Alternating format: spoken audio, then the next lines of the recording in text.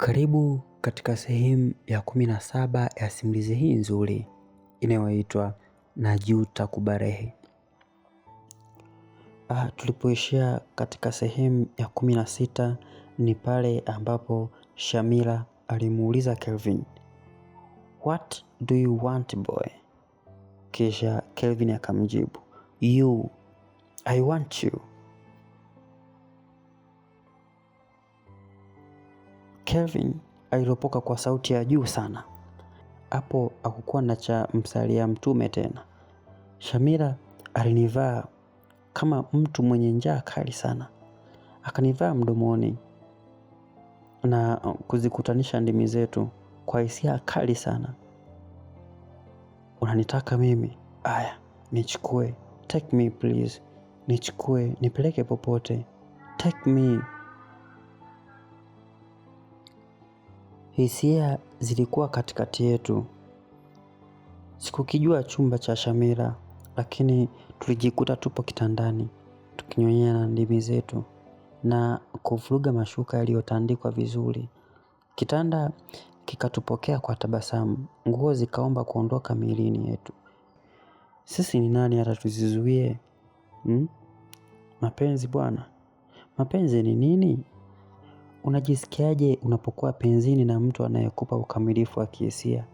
Mtu anayemkubali machoni, mtu unayemkubali machoni, akilini na moyoni pia. Hiki ni kitu tofauti kabisa. Naweza kusema nilikuwa sijawahi kufanya mapenzi. Nahisi nilikuwa nabakana tu na mama na yule mpuuzi wa kuitwa dada yangu. Hii ilikuwa tofauti sana. Ilikuwa tamu, yenye wingi wa hisia.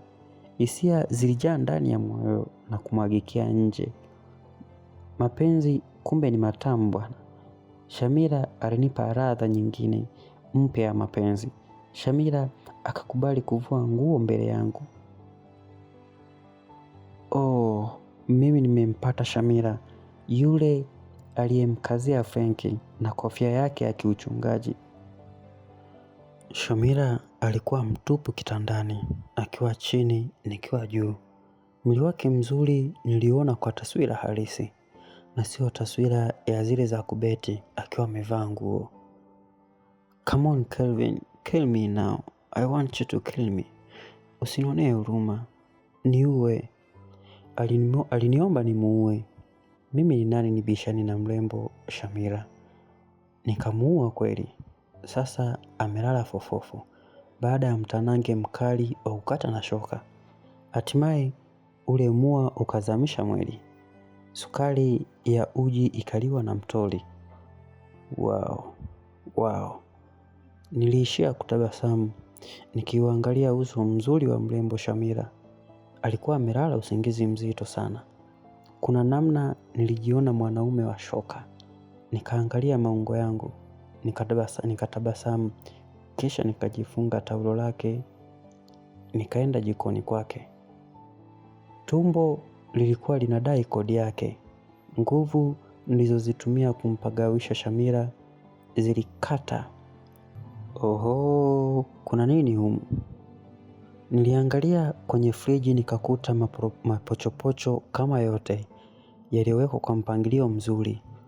Nikachukua kuku waliokaangwa tayari, nikawatia kwenye oven. Kisha nikamenya viazi chapu, nikakaanga chipsi. Nimepasua mayai, nikakaanga chipsi yai 2 zenye uzito wa kutosha. Namalizia tu nashangaa nakumbatiwa nyuma yangu. Mwanaume wangu aliniita kwa sauti iliyojaa mahaba sana. "Shamira, umepika nini mwanaume wangu?" "Chipsi mbaya kuliko maisha yangu." Utakuja kunivunja mbavu nife tu. Punguza basi vituko we kijana. Unajua kwa nini ninapenda kukuchekesha? Sijui, niambie. Sababu napenda kuziona hizo dimples zako kila wakati. Fake hizi za Uturuki. We. Hebu leta hizo chipsi mbaya kuliko maisha yako nionje kwanza. Saa mbona nzuri kuliko maisha yangu? Ni muda wa kwenda kupambana sasa na mama na baba nyumbani. Niliongea muda huo ikiwa ni asubuhi ya Jumamosi. Mwanaume aliyeweka rehani jambo lake ili mimi niwe salama anastahili zawadi ya moyo wangu wote. Si ndio Kelvin? Mwanamke alinichagua mimi kurejesha tabasamu lake kati ya wanaume wote walioko duniani. Anastahili rehani zote za maisha yangu. Una maneno mazuri kuliko umri wako Kelvin. Ni kama akili yako inakuwa haraka kuliko umri wako. Unajua kingine nini kinakuwa haraka kupitiliza? Sijui. Hii alisema huku akinishika kijijini. Umeanza.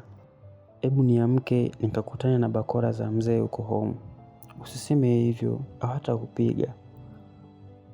Yule mzee, basi nikusindikize. Wewe unataka nikauliwe tu, eh? Nilijiandaa kisha nikaita boda ikaja. Shamira akanikumbatia kwa hisia. Hata mimi sikutaka kumwacha Shamira peke yake. Basi tukaagana hapo. Huku Shamira akitaka kulia, nikakumbusha kuwa hatakiwi kulia tena. Nikaondoka, nimefika nyumbani naingia tu nakuta mama na baba wamekaa sebuleni. Dada Selina naye yuko hapo. Amevalia vinguo vyake vya ajabu. Nikajua tu hata yeye hakulala nyumbani kama mimi. Katikati ya sebule kulikuwa na mabegi yetu, yangu na Selina. Nikajua tu kishaumana. Nikatupa salamu lakini haikupokelewa. Nikatua zangu kwenye sofa. Sasa vijana mmeshakuwa sasa hivi. Kila mmoja abebe kilicho chake aende akajitegemee. Selina, beba vyako, na bwana Kevo, beba vyako. Sasa muende. Kila mmoja atajua kama mtaachana huko au mtaishi pamoja sawa. Hatuwezi kulea watu wazima wenzetu. Baba, mimi nilikuwa kwa shoga yangu na sitaki kumsikia mtu anaongea wala sitaki kupigana na mtu leo. Nimesema hivi, kila mtu abebe kilicho chake na aende anapopajua. Alifoka baba. Najua babangu ni dhaifu sana, haswa unapoomba msamaha. Basi nikajikaza kiume, nikapiga magoti mbele zake. Aisee, nilipigwa teke la ubavu, nikarushwa mbali. Mama akashika tumbo la uzazi. Toka kwangu, nimesema toka. Baba Kelvin, utamuumiza mtoto. Sio kumuumiza tu, na atoa dakika 2 mpotee, la sivyo nawaua. Baba alikuwa anatimiza majukumu yake kama kiongozi wa familia. Lakini pengine alikuwa sawa, pengine hakuwa sawa. Adhabu aliyoisimamia ilikuwa kubwa sana. Japo pia makosa yetu yalikuwa makubwa mno. Baba alikuwa serious sana siku ile. Sikuwahi kumuona akiwa amekasirika kama hivyo. Niliomba sana msamaha lakini niliishia kupigwa na kuumizwa vibaya. Mwisho tulitolewa nje kabisa. Nimekaa hapo mara dada anaanza kunifokea. Kwa hiyo umerudi kwa Spora, si ndio? Dada, mimi sitaki maneno yako. Siwezi kurudi kwa watu wanaojiuza mimi. Kwa hiyo sasa hivi ndio unajua anajiuza eh? Wakati unalala naye ukujua kama anajiuza. Hata wewe ni wale wale. Kwa hiyo unanitusi. Kevo unanitusi. Wewe piga kelele tu. Wazee wakusikie huko ndani. Si unajitoa akili hapa. Niliongea kwa hasira sana. Hapo nina maumivu ya mbavu kwa mateke ya mshua. Nilikuwa nataka niondoke na wewe. Lakini sasa utajua pa kwenda. Nenda kwa makahaba wenzio. Achana na mimi. Kwa hiyo mimi kahaba Kevo. Ndio. Sasa kama unalazimisha kuseksi na kaka yako, wewe ni nani? Na wale mashoga zako wanaojiuza club, na siku ile ulienda wapi kama sio uliondoka na mtu kama wenzio? Imebaki wakuue tu. Sawa, asante mi kahaba, ila asante. Dada alibeba vitu vyake kwa hasira, akaita bajaji. Akajipakia na kuniacha nimekaa barazani nasubiri huduma ya mzee. Si muda mzee akatoka akiwa na hasira bado. Wewe bado unasubiri nini? Baba, nisamehe, niliondoka kwangu, sikutaki hapa. Nilikuwa kwenye wakati mgumu sana. Nikatolewa nje na begi langu, nikabeba vitu vyangu, nikachukua boda hadi kwa Shamira. Nimefika akanipokea kwa upendo na kunikumbatia kwa hisia. Usiongee kitu sawa mwanaume wangu. Shamira alishajua kilichotokea. Akanionyesha upendo, akanipokea begi, kisha akanipikia chai nikanywa. Nimemaliza akalibeba begi langu, kisha akaniambia twende. Wapi? We amka twende, una mashaka na mimi? Hapana, amka twende. Niliinuka nakuta bajaji nje. Tumepanda na shangaa bajaji inaturudisha nyumbani. Muda huo Shamira kanishika mkono kwa nisiwe na uoga.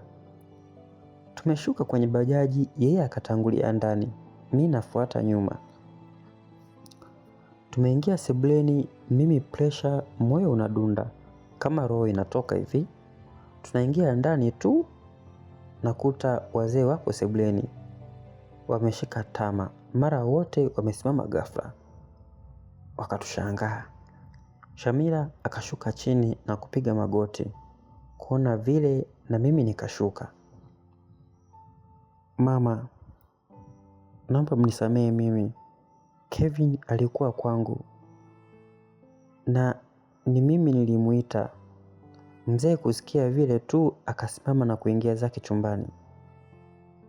Tukabaki na mama. Hebu inukeni kwanza mkae. Maana hata siamini ninachokiona. Mama aliongea, tukakaa kwenye sofa. Shamira, abe mama, imekuwaje?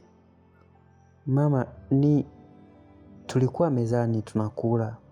Muda huo Shamira ametupikia akaondoka zake. Mzee anakula msosi wa Shamira, kisha akakohoa kidogo.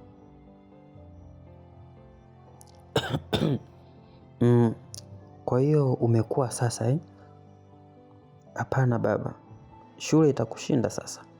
Wewe endekeza tu mapenzi na wasichana wanakuzidi umri. Hapana baba, kwa hiyo umekuwa mwokoaji wa watu wanaoumizwa na mahusiano sasa Baba Kelvin, kwani si umwache mtoto ashibe kwanza? Wewe umesapoti kwa vile umepikiwa na mkwe mwenyewe mzuri. Litafeli hili na litakuwa mzigo wako. Sitahusika na chochote. Shamira ana akili. Angekuwa mwingine angebaki naye huko. Ila kamleta hapa mwanangu. Na huyo Shamira nimempa masharti yangu macho. Nimemaliza kula, nimeenda chumbani kwangu. Nikaanza kuchati na Shamira. Nilimshukuru kwa kunipa ujasiri na maamuzi bora kabisa. Ilikuwa siku nyingine nimeenda zangu shule.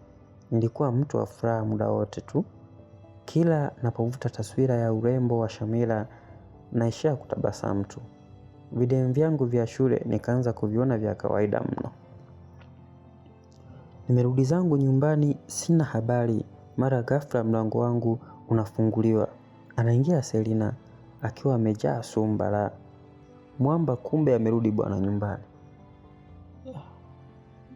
Wewe, Shamira ni nani yako? Usinitolee macho. Niambie Shamira ni nani kwako? Kumekucha. Kumbe kivuruge karudi bwana. Sasa itakuwaje? Mbona naona kama simulizi inachangamka hivi. Hivi ni kipi Selina atamfanya mdogo wake? Na ni kipi Selina atamfanya Shamira? Usikose sehemu inayofuata ya simulizi yetu nzuri. Lakini usisahau kusubscribe katika YouTube channel ya Simulizi za Kimbunga, hatimaye uwe wa kwanza kupata hadithi hizi nzuri. Mpaka wakati mwingine. Chao.